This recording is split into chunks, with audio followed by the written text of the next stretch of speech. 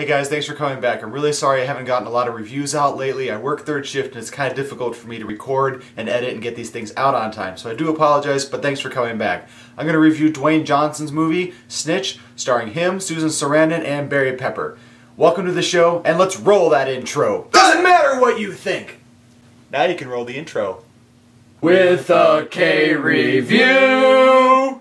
It's VIC? No, it's with a K. Oh. So over the years, I've actually really enjoyed seeing Dwayne Johnson in all of his movies. From The Game Plan, The Scorpion King, to The Rundown, and all his comedies. I actually really do enjoy those, and even though they're not all great, they all are entertaining in their own way. Now what I've been waiting for is Dwayne Johnson to do a movie that doesn't require him to have the Rock persona like he has in the WWE, and that tough persona that he has in all his other action movies. The reason for that is because I really want to see some of my favorite actors not do the same thing they always do. I don't want Bruce Willis to always do action movies. I want him to do something different. Jim Carrey does really good in his comedy movies, but we all really wanted to see him do something different. Then he did the movie 23, and, well, we all know how that turned out. One of the exceptions was Robin Williams. Robin Williams is a great actor. He can do dramatic roles. Insomnia scared the crap out of me. 1 Hour Photo. I'll never go to a 1 Hour Photo place. The Night Listener. I don't listen to the radio anymore. Basically, we like seeing all of our actors in their mode, but we also want to see them taken out of it and do something completely different so we can see something different on the screen. So Snitch is directed by Rick Romanwa, and this is actually his first featurette. He has about a handful of other straight-to-video movies that were really terrible, and this is his first major featurette. And on a $35 million budget, actually looks fairly good. So in the movie, Dwayne Johnson plays John Matthews, and he's a divorced dad who's been remarried, and he has a son who gets in trouble with some drugs. The son decides it's a great idea to hold some drugs for a friend through the mail, thus making it a federal offense. They swarm in, they get him, and then he's going to go to jail. Now when this happens to Johnson's character, you would think that maybe he's going to go on this really big revenge trip, and he's going to have a bunch of action, and a bunch of stuff that doesn't make any sense, explosions, but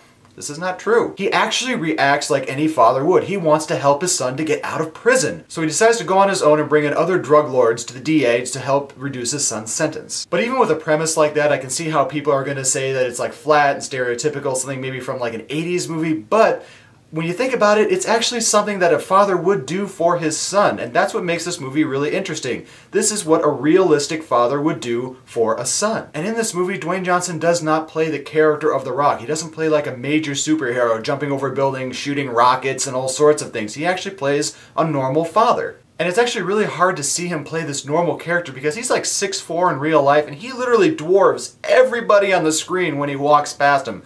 There's like one part when he's like walking in the police station, he's literally 2 feet taller than every single person in that scene. And just to let you know how that kind of looks on screen, I actually drew you guys a picture. There you go. See, there is a regular non-interesting person, then there's me and my six-pack, and then there's Dwayne Johnson. And by the way, yes, these are all drawn to scale. Even though this movie does have action in it, it does not depend on that action to actually drive the story. You actually have characters who really matter in this movie. You have Barry Pepper from movies like Saving Private Ryan, True Grit, and this summer's The Lone Ranger. He could have easily been the drop-in DEA agent, but he actually has a lot of depth in the movie. He has the interactions with Johnson, he has the stuff with the DEA agents. He also just really holds the movie together in general. Now the one actor in this movie that really surprised me was Jon Bernthal, and he's from The Walking Dead, and he actually did a really good job. He played the ex-con in this movie who helps Johnson set up all the other drug lords. He does this unwittingly. He also has a lot of family dynamics that are behind his character, and that really did help hold the movie together in another aspect because you have depth, like an onion, like a pie.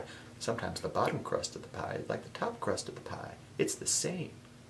Who knows what that's from?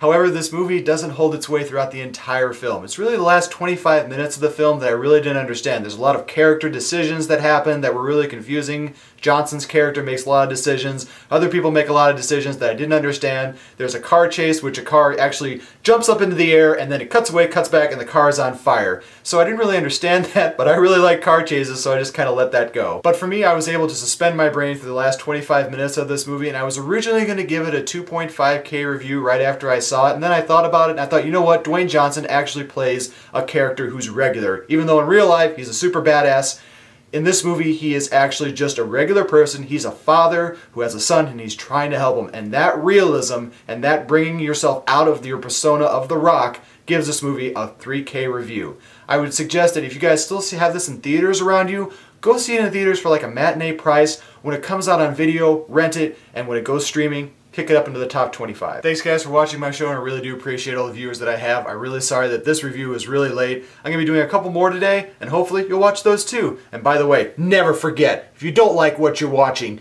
you can always rock bottom it. Really gotta work on that exit of the show, because you know, it's just, yeah, it's terrible. Where's the stop button on this? Anyway guys, if you don't like what you're watching, you can always turn it off. Thanks.